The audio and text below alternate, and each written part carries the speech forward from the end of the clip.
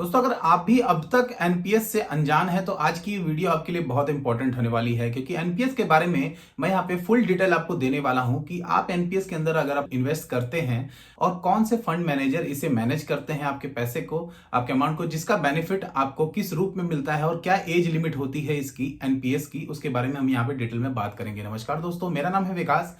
स्वागत है आप सभी का एक बार फिर से मेरे चैनल वेल्थ मेकर पे। वीडियो आगे शुरू करने से पहले अगर अभी तक आपने मेरा ये चैनल सब्सक्राइब नहीं किया है तो चैनल को सब्सक्राइब करके नोटिफिकेशन बेल को हिट कर लीजिए, क्योंकि स्टॉक मार्केट और फंड से रिलेटेड वीडियोस मैं आपके लिए लेकर के आता रहता हूं। तो चलिए शुरू करते हैं। दोस्तों, इसमें सबसे पहले हम जान लेते हैं कि एनपीएस है क्या। एनपीएस का मतलब है नेशनल पेंशन स्कीम। इसके नाम में ही पेंशन है। इसका मतलब कि ये एक पेंशन प्लान है, यानी कि रिटायरमेंट प्लान है आपका, जो कि रिटायरमेंट के बाद आपको मिलने वाला एक बेनिफिट होता है, जिसमें कि रेट ऑफ इंटरेस्ट इंक्लूड करके आपके लमसम अमाउंट के साथ आपको एन्युटी तौर पे, यानी कि एन्युटी तौर की अगर मैं बात करूं, एन्युटी की बात करूं तो मंथली बेसिस पे आपको अमाउंट एक मिलने लगता है, जो कि एक फिक्स इनकम के तौर पे आपको मिलता है। इसकी जो मिनिमम लिमिट है वो 500 रुपीज है, जो कि आप इन्वेस्ट कर सकते हैं, और मैक्सिमम की कोई भी लिमिट यहाँ पे नहीं है। मैक्सिमम में आप कितनी भी अमाउंट यहाँ पे लगा सकते हैं। और वहीं पे एनपीएस की बात करते हैं एज लिमिट की, तो आपकी एज 18 से 65 साल के बीच होनी चाहिए, तभी आप इस प्लान को लेने के लिए एलिजिबल होंगे। आपकी एज 18 मिनिमम और मैक्सिमम 65 साल की होनी चाहिए। 65 साल से ऊपर की एज होने के बाद आप इस प्लान को नहीं ले सकते। अगर आपकी एज 18 से कम है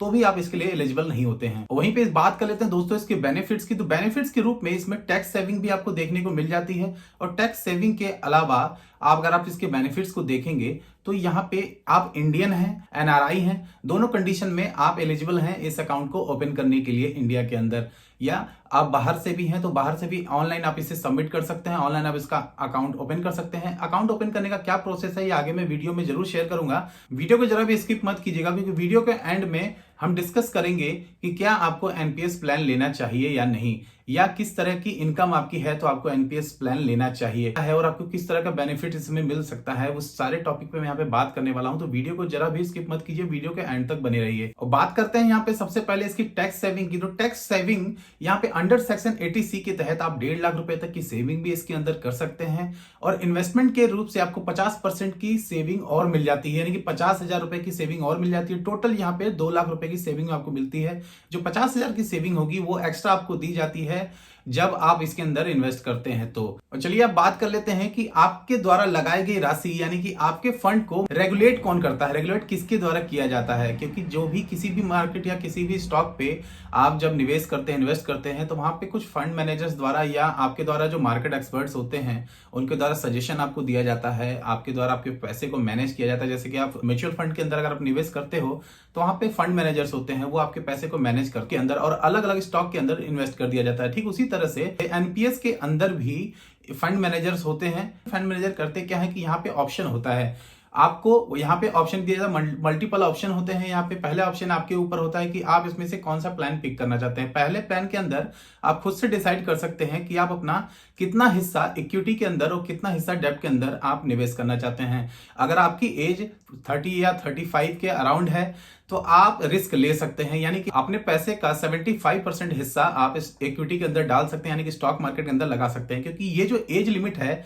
30 और 35 की, इसके अंदर रिस्क लिया जा सकता है, क्योंकि यहाँ पे बाउंस बैक करने का थोड़ा सा टाइम रह जाता है, क्योंकि आपकी एज कम है, अभी आपके पास समय होता है बाउंस बैक करने का, अपने पैसे को फिर से रिकवर करने का। इसलिए ऑप्शन आपको दिया जाता है, क्योंकि आप रिस्क ले सकते हैं इस एज में। लेकिन वहीं पे अगर देखें 35 से ऊपर आपकी एज निकल जाती है तो यहाँ थोड़ी सी प्रॉब्लम आती है। उनको भी ये बात समझ में आती है कि एज ज्यादा इनके पास है नहीं, अभी इनके रिटायरमेंट का जो टाइम है वो काफी क्लोज आ रहा है। तो इसको ध्यान में रखते हुए आपको ये सजेस्ट करते हैं कि आप इक्विटी की तरफ ना जाकर के डेब्ट के अंदर जाएं। डेब्ट के अंदर यहाँ पे गवर्नमेंट सिक्योरिटी है, कॉर्पोरेट सेक्टर है, जहां पे आपके पैसे को निवेश किया जाता है, जो कि आमतौर पे अगर हम देखें तो इक्विटी से थोड़ा सा कम रिस्की होता है, लेकिन रिस्की वहां भी होता है, लेकिन रिस्की थोड़ा सा कम होता है, जिसे ध्यान में रख करके आपको वो ऑफर किया जाता है। अगर आपकी एज लिमिट 30 से क्रॉस कर गई होती है तो, यानी कि 40 या 40 से अबव की अगर आपकी एज होती है तो इस कंडीशन में आपको ये सजेशन दिया जाता है। तो इस तरह से आपके पैसे को मैनेज किया जाता है। तो दोस्तों, यहाँ पे मैं बात कर रहा था कि आपके पैसे को रेगुलेट कैसे किया जाता है, आपके पैसे को रेगुलेट कौन करता है। तो यहाँ पे आपके पैसे को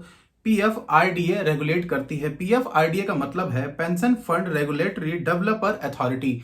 ये जो है आपके पैसे को रेगुलेट करते हैं। इनके फंड मैनेजर होते हैं जो कि पेंशन फंड मैनेजर जिन्हें हम बोलते हैं, वो आपके फंड को मैनेज करते हैं। जैसा कि मैंने वीडियो में आपको बताया, उनके द्वारा ही आपके पैसे को मैनेज किया जाता है इक्विटी और डेब्ट के अंदर। डेब्ट में कहां निवेश किया जाता है मैंने आपको ऑलरेडी बता दिया है। दोस्तों यहाँ पे आप बात कर लेते हैं, क्या एनपीएस में मेच्योरिटी से पहले अगर आपको कोई प्रॉब्लम आ जाती है, कोई क्रिटिकल कंडीशन ऐसी आ जाती है जिसमें कि आपको पैसे की नीड पड़ती है, या आपके बच्चे के एजुकेशन के लिए यहाँ पे आपको इमीडिएट कोई एक्शन लेना पड़ जाता है पैसे से रिलेटेड, तो आप यहाँ पे पैसे निकाल सकते हैं या किसी तरह का लोन ले सकते हैं। तो मैं यहाँ पे कहूंगा आपको लोन लेने की कोई भी जरूरत नहीं है, क्योंकि पेंशन इसके अंदर ही एक स्कीम है। अगर आपकी, जैसे आप मान लो आपकी एज 30 ईयर है, आप 30 साल के हो, आपने ये प्लान को लिया और अगले 60 साल की एज तक के लिए आपकी ये पेंशन की लिमिट है, यानी कि इस स्कीम की लिमिट है। तो स्कीम के अंडर जो 30 साल का जो दायरा है, इस 30 साल के अंदर आपको 3 बार मौका मिलता है पैसे निकालने का। जिसमें पहली कंडीशन में आप तब निकाल सकते हैं जब आप क्रिटिकल कंडीशन में हो, आप फिजिकली डैमेज हो, या फिर आपका कोई आपका करीबी या आपका लाइफ पार्टनर कोई अगर प्रॉब्लम में होता है, फिजिकली कंडीशन ठीक नहीं होती,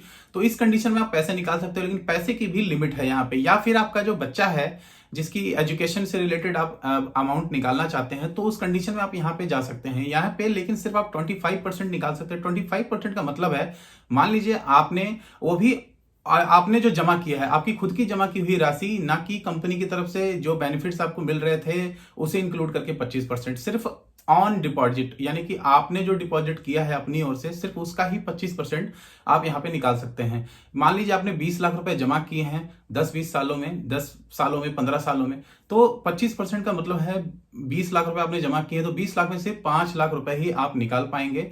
5 लाख रुपए से ही आपको मैनेज करना होगा अपनी प्रॉब्लम को, और बाकी का जो अमाउंट है वो आपको एन्युटी के तौर पे आपकी मैच्योरिटी के बाद, यानी कि आपके 60 साल एज पूरी होने के बाद वो पैसा आपको एन्युटी के तौर पे मिलने लगता है। मंथली बेसिस पे आपको पैसा वो मिलने लगता है। और दोस्तों बात करूं यहाँ पे मैच्योरिटी पूरी होने की, तो जैसे आपकी मैच्योरिटी कंप्लीट हो जाती है, अगर आप लमसम अमाउंट कुछ निकालना चाहते हैं तो वो आप करीब 60% का निकाल सकते हैं। यानी कि अगर आपने 1 लाख रुपए जमा किए हैं तो 60,000 रुपए आप यहाँ पे निकाल सकते हैं।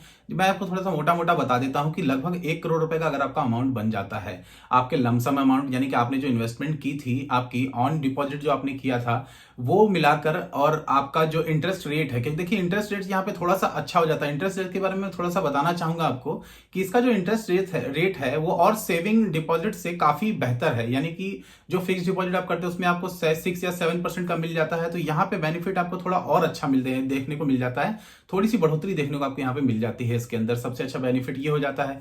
और दूसरी मैं बात करूं कि जो भी एम्प्लॉय का जो पीएफ होता है, उस पीएफ से भी, जो पीएफ के अंदर जो परसेंटेज ऐड होते हैं, उस परसेंटेज से भी काफी अच्छे परसेंटेज यहाँ पे आपको देखने को मिल जाते हैं। तो यहाँ पे मतलब जो इसकी रेट ऑफ इंटरेस्ट है वो इन सभी से बेटर है। इस नजरिए से भी आप एनपीएस को ले सकते हैं। एनपीएस को प्राइवेट सेक्टर वाले, गवर्नमेंट सेक्टर वाले दोनों के लिए बेनिफिशियल और दोनों ही एलिजिबल होते हैं इसको लेने के लिए। और प्राइवेट सेक्टर वालों को तो एक बार ऑनलाइन अप्लाई करना पड़ता है, लेकिन गवर्नमेंट सेक्टर की अगर बात करें तो गवर्नमेंट जॉब में आप सिलेक्शन आपका होते ही इस फॉर्म को आपसे भरवा लिया जाता है। आपकी जो इन्वेस्टमेंट है, आपका जो ये प्लान है वो स्टार्ट कर दिया जाता है। मिनिमम 500 रुपए से इसकी इन्वेस्टमेंट होती है, और मैक्सिमम आप अपनी सैलरी का 10% इसके अंदर इन्वेस्ट कर सकते हैं। तो इस कंडीशन में जो भी आपको बेनिफिट्स मिलता है वो, जैसा मैंने आपको बताया कि इसका जो रेट ऑफ इंटरेस्ट है वो आपकी और सेविंग डिपॉजिट जितने भी हैं उनसे बेटर है। यानी कि फिक्स डिपॉजिट की अगर मैं बात करूं यहाँ पे प्रोविडेंट फंड की, तो प्रोविडेंट फंड से भी अच्छा इसका रेट ऑफ इंटरेस्ट आपको देखने को मिल जाएगा।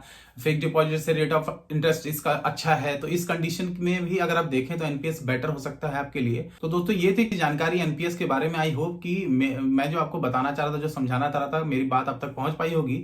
अगर वीडियो पसंद आया तो वीडियो पे एक लाइक जरूर दिखाइएगा। और हाँ, अभी तक आपने अगर अपना डीमैट अकाउंट ओपन नहीं किया है तो लिंक नीचे डिस्क्रिप्शन में दे रखा है, जाइए वहां पे इजी कुछ स्टेप के साथ अपना डीमैट अकाउंट ओपन कर सकते हैं। हमारे साथ डीमैट अकाउंट में जुड़ने से सबसे अच्छा आपका बेनिफिट ये हो जाता है, हम आपको डायरेक्ट अपने टेलीग्राम ग्रुप में ऐड करते हैं, जहां पे डायरेक्टली फंड गुरुजी द्वारा, हमारे गुरु फंड गुरुजी द्वारा आपको मार्केट से रिलेटेड सारी क्वेरियां आपकी वहां पे क्लियर की जाती हैं। तो यहाँ पे आपको एक अच्छा स्टॉक मार्केट के बारे में और अपडेट रह सकते हैं और इन्वेस्टमेंट कर सकते हैं, अच्छे रिटर्न ले सकते हैं। आई होप कि आज की वीडियो आपको बहुत पसंद आई होगी, और वीडियो को जाते जाते एक लाइक जरूर दीजिएगा। मिलता हूं किसी और अच्छी वीडियो के साथ, तब तक के लिए जय हिंद, वंदे मातरम।